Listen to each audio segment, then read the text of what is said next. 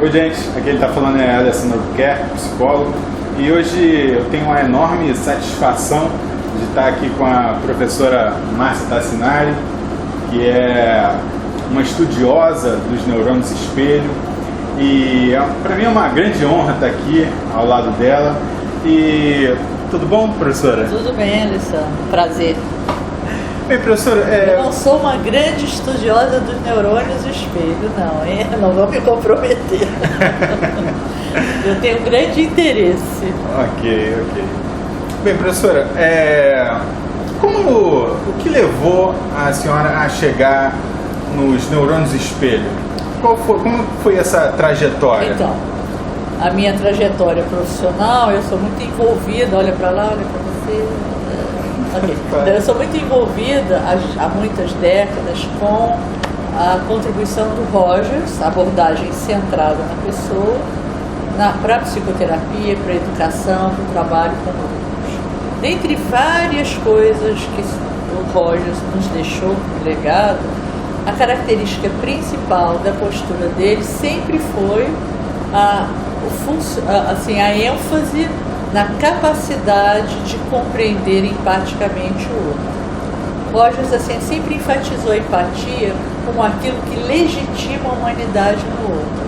Quando alguém se sente verdadeiramente compreendido por um outro humano, ele se sente mais humano. E sempre me intrigou de onde Rogers tirou a importância da empatia. Então, por isso eu sempre fiz estudos da empatia usada desde dos tempos em que a empatia era uma capacidade de sentir com, que os alemães chamaram de Einfühlung, que significa sentir com, quando o apreciador de obra de arte ficava extasiado frente a uma obra de arte bonita. Então entendia-se que ele captou o espírito do pintor, do artista plástico. Mas mais tarde, essa capacidade de sentir com foi traduzida por Titchener, um americano, um estruturalista, da escola estruturalista, como empatia. Empatia também sentir com. Na verdade, a gente tem empatia, vem é uma palavra de origem grega que tem a ver com pathos. Pathos significa paixão, também significa doença, significa dor. Empatia, sentir com. Então foi a tradução que o Titchener fez. Empatia está relacionada à simpatia e à antipatia. Todas falam do pathos, do afeto, da paixão. A simpatia é uma paixão que aproxima, a antipatia é uma paixão que afasta, uma despaixão, digamos assim, uma não paixão, né? E a empatia que fica, ela precisa da simpatia, mas ela vai além da simpatia. Eu não vou entrar nessa área aqui, uma vez que o seu interesse é como eu cheguei nos neurônios espelho. Claro. Então eu ficava intrigada por que o Rogers, desde 1930, ficou tão preocupado e tão interessado na empatia como um instrumento terapêutico, como aquilo que leva à cura, aquilo que faz o sujeito se reconhecer no outro e sair de um estado de funcionamento rígido para um estado de funcionamento flexível, funcionamento psicológico. E ele concentrava tudo na empatia. Claro que em Rogers a empatia ela não aparece sozinha, ela é uma das atitudes que está relacionada à consideração positiva e incondicional, a não avaliar, não julgar o outro, e a congruência do terapeuta. O terapeuta estar inteiro para acolher e receber aquela pessoa como um todo. Muito bem. Mas ele destacava que essas duas atitudes eram básicas para a compreensão empática. Bom, e aí eu recebi há uns 5 ou mais anos atrás, uns 6 ou 7 anos, um link de um artigo chamado As Bases Neurofisiológicas da Empatia, cujo autor eu não me recordo, já tem algum tempo. E eu fiquei encantada quando eu li esse artigo, porque falava, essa empatia que a gente acha tão importante, os cientistas, os neurocientistas, descobriram há cerca de 15 a 20 anos atrás um tipo de neurônio que eles chamam de neurônio espelho, mirror neurons. Que eles estão localizados, a maior parte deles, na área F5, na área motora, no lobo temporal, e eles começaram a descobrir isso através do estudo com macacos, onde eles estavam decodificando, eles estavam aprofundando a parte cerebral responsável pelo comportamento de agarrar os objetos tão importantes para o mundo macacal, digamos assim, né? Então eles estavam mapeando e viram que a área F5 era uma área onde se concentrava muitos neurônios motores responsáveis pelo comportamento de agarrar objetos, agarrar coisas, né? E ele, vou contar a historinha, né? Sim, que pode ser uma lenda e tal, mas assim, que foi uma descoberta mais ou menos por acaso, quando o experimentador observou que quando ele botava a xícara de café na boca, disparava o neurônio motor da macaca, como se a macaca estivesse colocando a xícara na boca. Era o mesmo disparo, era o mesmo neurônio, o neurônio motor. Então ele viu que esse neurônio motor não era igual aos outros neurônios motores, porque ele não disparava quando a macaca fazia o gesto, ele disparava quando a macaca observava o gesto do outro. Então por isso que chamou neurônio espelho. Neurologicamente, ela fez aquele movimento. Por quê? Porque o neurônio deflagrou uma onda, um barulho, mostrou no computador que ela percebeu que ela fez essa ação de levar o objeto à boca, quando ela não fez. Então eles viram que os macacos tinham essa capacidade de imitar os outros neurologicamente falando. Bom, aí foram estudando. Então meu interesse, qual foi o meu interesse, Alessandra? Assim, ver, já que, bom, e aí depois estudaram que os seres humanos e alguns outros animais também possuem essa capacidade. No momento que eu saiba, são os macacos, os elefantes, os golfinhos, os cachorros, tem mais um que eu agora não vou, mas assim, são estudos que têm sido feitos de como esses animais, eles conseguem se colocar no lugar do outro. Eu vi até um filme sobre o cuidado de uma manada de elefante com alguns elefantinhos que foram abatidos, e como eles cuidaram, eles choraram, eles emitiram sons assim tristes e tal, cuidando lá dos filhotes que tinham sido abatidos, né? Então, professora, deixa eu ver se eu entendi. Então, através dos neurônios espelhos, que todos nós, seres humanos, nós temos sempre a capacidade de aprender coisas novas. De aprender coisas novas e, especialmente, de se colocar no lugar do outro. Quando a gente se coloca no lugar do outro, a gente pode ver o que o outro sente naquela situação. Quando a gente sabe o que o outro sente naquela situação, a gente é capaz de fazer coisas mais altruístas, mais generosas. Por exemplo, eu vou estacionar meu carro. Vou estacionar, eu nem olho se eu deixei vaga para lá, deixei vaga para cá. Mas se eu me colocar no lugar do próximo motorista que vai procurar vaga, o que eu vou procurar fazer se eu me colocar nesse lugar? Eu vou ver, será que tem vaga para ele? Eu estou proporcionando uma atitude generosa, uma atitude que leve em conta o outro. Eu estou facilitando a vida do outro, porque eu nem sei quem é. Então, quando eu vou brigar com meu filho porque ele fez uma coisa que não devia fazer, eu vou botar de castigo. Antes de botar de castigo, seria bom que eu me colocasse no lugar dele para ver o que será que ele matou a aula, o que será que ele cabulou, quer dizer, que ele não foi à aula. Vai ver que ele, se eu puder conversar com ele, puder entender que ele estava com medo porque não fez o exercício, com medo do professor brigar com ele.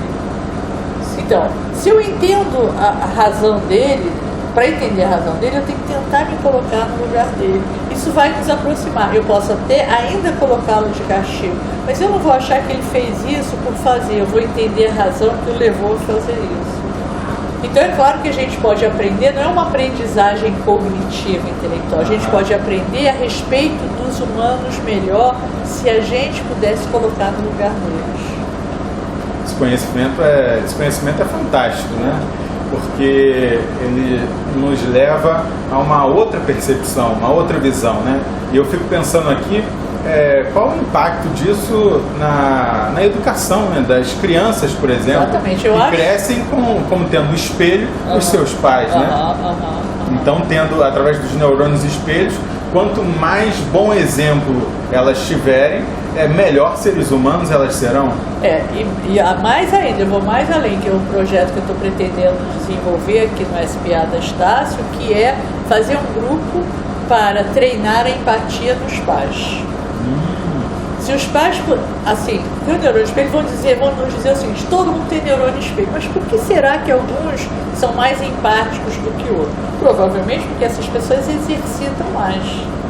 Então, todos nós temos capacidade de andar. Não tem corredores que fazem a maratona. O que eles fazem? Eles treinam. Eles treinam o seu condicionamento físico para andar como qualquer um, só que ele anda mais tempo, mais rápido, sem se cansar.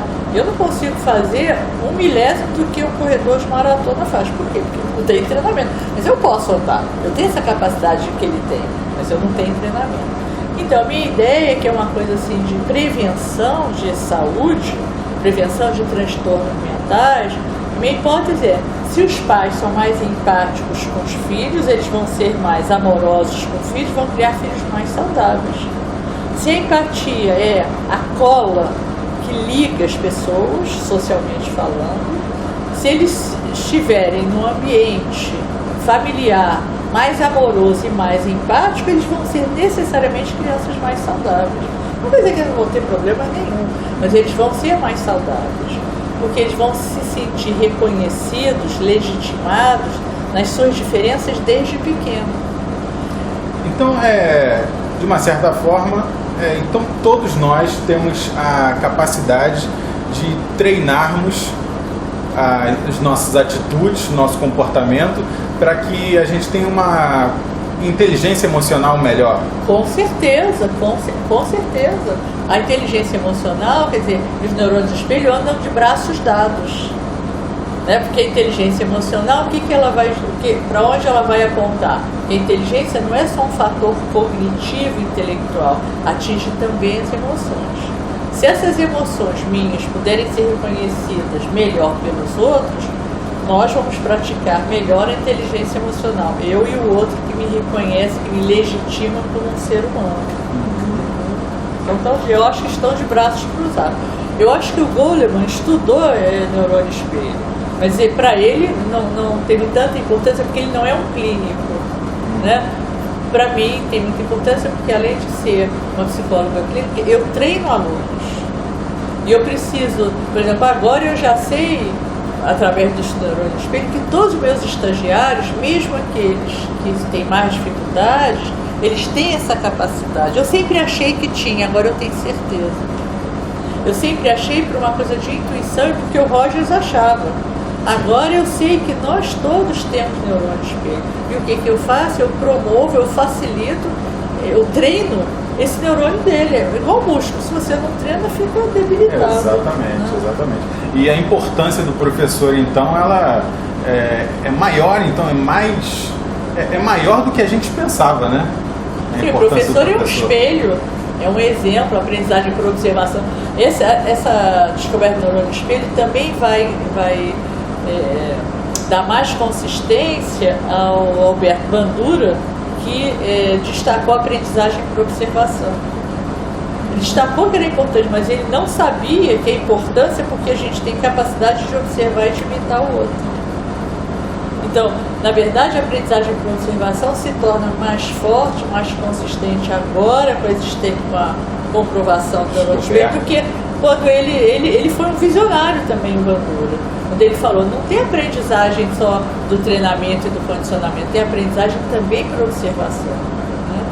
E a gente está falando aqui, eu falei da aprendizagem em relação às crianças, em relação aos alunos, e também a gente pode reportar isso tudo para o ambiente do trabalho, né? Com certeza. Os chefes, quanto mais inteligência emocional eles tiverem, melhores os seus subordinados serão como profissionais. Com certeza. Tem um autor, que esse eu lembro, é o Marshall Rosenberg, que estudou com Rogers.